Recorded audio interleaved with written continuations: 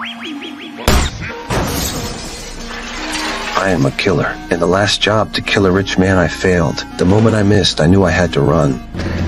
When an assassination fails, the client's first move is silence me. Sure enough, the killers got to my home before me. They heard my wife to find my trail, but only my boss knew my address. He betrayed me, so I drove 3 nails into his body. A terrified secretary spilled names. There were 2 killers, a man and a woman. Now I want revenge. I went after the male killer first. He was as careful as I am. He lived in the suburbs and kept a vicious dog. The dog was a problem, but only a small one. I only needed some beef and malt liquor. I soaked meat in the liquor and left it in the yard. The dog fell asleep quickly. I walked through the front door. Then the male killer ambushed me. My gun dropped under the bed.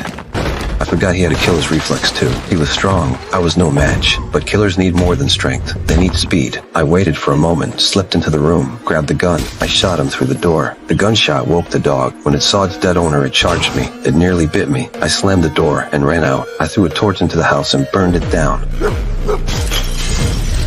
1 witness remained, the little dog. I believed the dog would say nothing, no rest. I chased the female killer next. She was on a date, calm and out in the open. Perfect chance. People always suspect a man when a woman dies on a date. I waited while her date went to the restroom. I sat across from her and put my gun on the table. She knew the night would be her last. She asked to finish her meal. Example was the last time you bothered to ask yourself why. I let her. Then she asked me to walk with her. She tried to stall with romance. I saw the bait. I killed her without hesitation. Quick and clean, a killer's rule. 2 killers down. Only the person who truly wanted me dead remained, the employer. He was a Chicago magnate with armored cars. He lived in a high-end building with heavy security, so I couldn't approach him directly. Opportunity came when his driver left the garage. I slipped into the garage, planning to enter the building from there. A locked door blocked the way. Not a problem. I photographed the lock and searched online. I found a master key that could open it. The next day I got that key. Then I followed the magnate to his usual gym where he kept the locker. I brushed past the cleaner, and in a second I stole his key. I opened the magnate's locker. Inside his locker was his apartment keycard. I copied it. Everything was set. The next day I slipped into the garage, used the master key to open the door into the building.